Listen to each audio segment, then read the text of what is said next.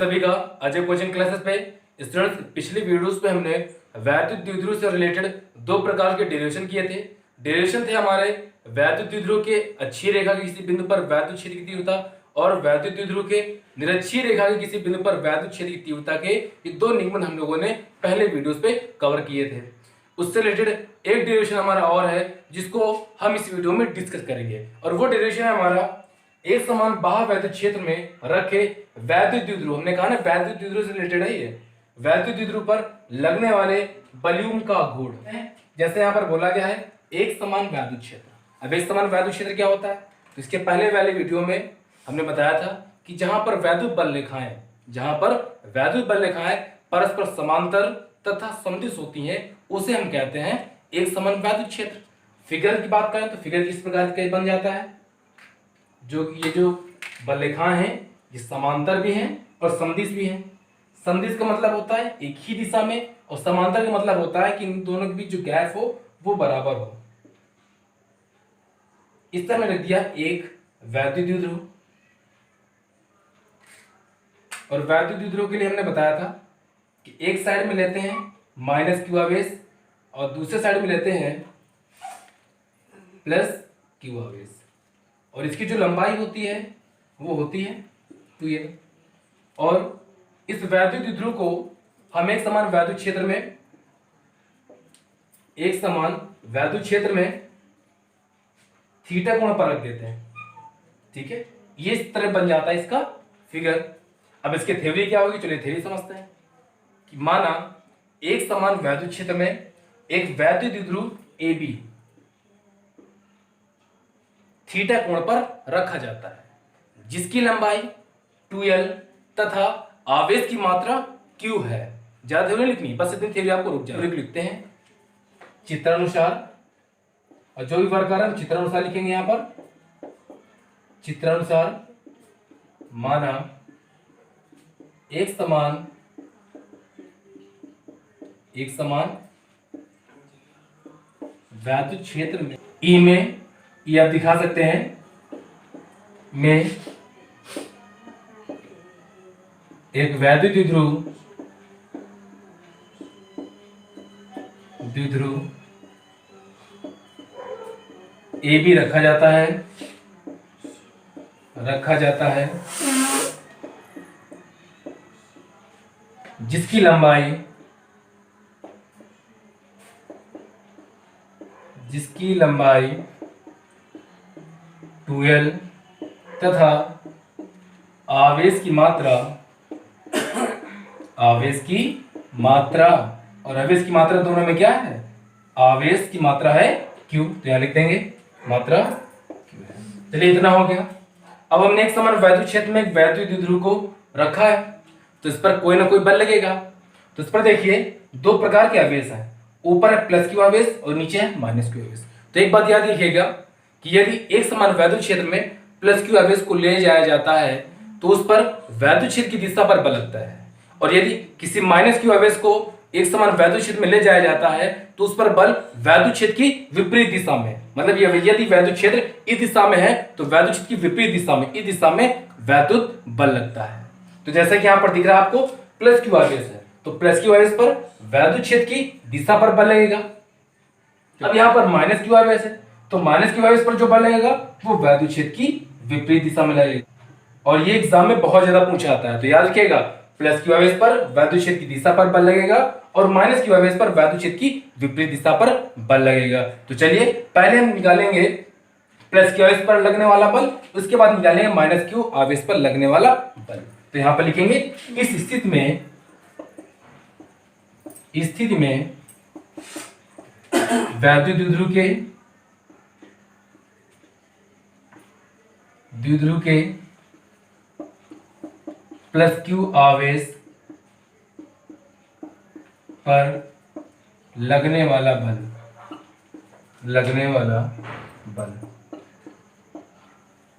F बराबर, और इस पे F बराबर कौन सा फॉर्म लगेगा तो आपको पता ही होगा, E बराबर होता है F अपॉन Q। तो यहां से यदि आप F का मान निकालेंगे तो F बराबर हो जाएगा QE, यहां लिख सकते हैं QE। और ये जो बल लगेगा वैद्युत क्षेत्र की दिशा में, तो लिख सकते हैं वैद्युत क्षेत्र की दिशा में, क्षेत्र की दिशा, समझ में आ गया। अब निकालते हैं वैद्युत द्विध्रुव के माइनस q आवेश पर लगने वाला बल। वैद्युत द्विध्रुव के माइनस q आवेश पर लगने वाला बल, इस पर लगने वाला बल F बराबर क्या हो जाएगा, QE, इसमें भी हो जाएगा, लेकिन इस पर जो बल लगेगा वो वैद्युत क्षेत्र की विपरीत दिशा में, लिख देंगे यहां पर वैद्युत क्षेत्र की विपरीत दिशा में, विपरीत दिशा में। तो चलिए हमने निकाल लिया प्लस क्यू आवेश पर लगने वाला बल और माइनस क्यू आवेश पर लगने वाला बल। तो चलिए अब देखिए, प्लस क्यू आवेश पर जो लगने वाला बल था वो वैद्युत क्षेत्र की दिशा पर था, और जो माइनस क्यू आवेश पर लगने वाला बल था वो विपरीत दिशा में था। तो यहां हम लिख सकते हैं कि यहां पर वैद्युत बल जो है एक दूसरे के विपरीत दिशा में है, लेकिन जो परिमाण है इन दोनों का समान है। तो इस प्रकार जैसा आपको दिख रहा है, तो चलिए इसी बात को हम लिखते हैं, चूंकि वैद्युत द्विध्रुव पर आरोपित दोनों बल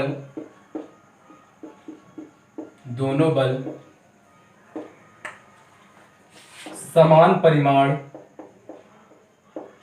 परिमाण एवं विपरीत दिशा में है,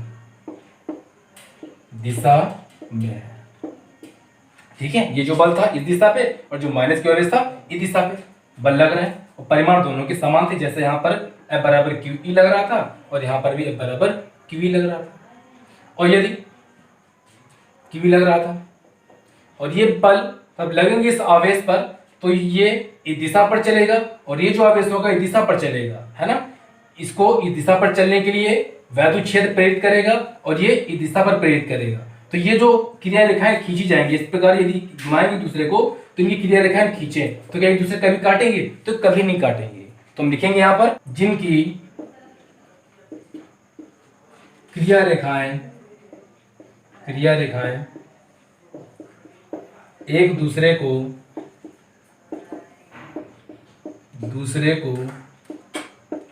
कभी नहीं काटेंगी,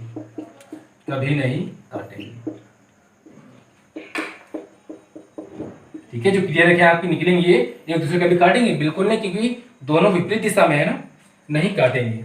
अतः ये दोनों बल युग्म का निर्माण करेंगे, एक दूसरे को नहीं काटेंगी, तो यही दोनों आवेश बल युग्म का निर्माण कर लेते हैं। तो यहाँ लिख दिया हमने, अतः ये दोनों बल युग्म का निर्माण करेंगे, ठीक है, करेंगे। अब इस स्थिति पर लगने वाला बल युग्म का गुण,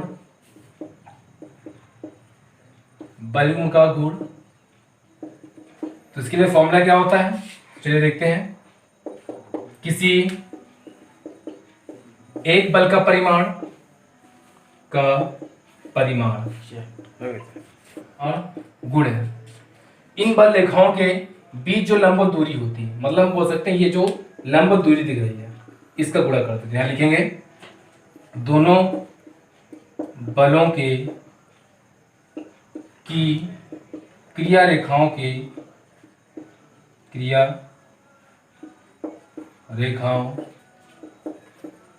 के मध्य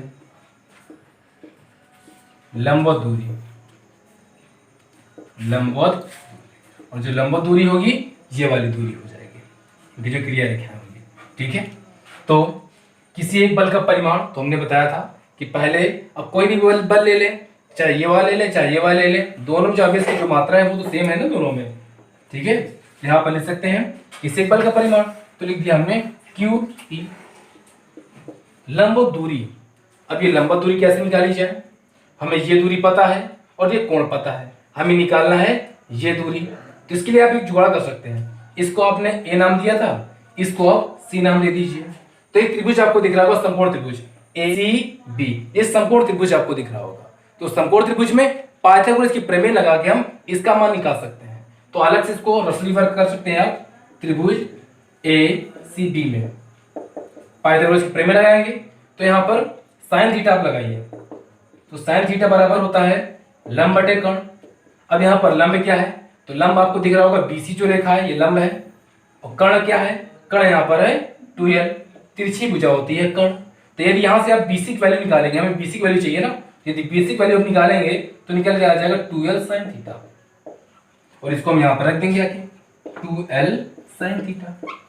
कोई दिक्कत तो नहीं, बस थोड़ी दिक्कत यहाँ पर आ सकती है, यहाँ पर आपको sin थीटा ही लगाना है। क्यों, क्योंकि हमें BC चाहिए, लंब की वैल्यू चाहिए, और लंब और कर्ण, कर्ण दिया हुआ है, लंब हमें चाहिए, तो sin थीटा से निकाला जा सकता है। अब यहां से देखें तो इसको लिख सकते हैं हम 2ql e sin थीटा। और वैद्युतीय ध्रुव आघूर्ण का आपको फॉर्मूला पता ही होगा कि P बराबर होता है 2ql, ठीक है। और 2ql यहां से हम रिप्लेस कर देंगे, इसको हटा देंगे तो आ जाएगा यहाँ पर P, और बगल में जो E बचा और sin थीटा।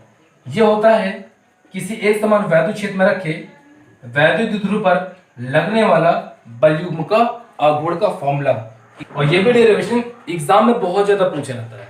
तो इस वीडियो में इतने रखिए, लेकिन जाने से पहले याद रखिए, यदि वीडियो को पसंद आए तो वीडियो को लाइक एंड शेयर करें, और यदि चैनल पर आपने हैं तो चैनल को सब्सक्राइब करना बिल्कुल ना भूलिएगा। मिलते हैं नेक्स्ट वीडियो में।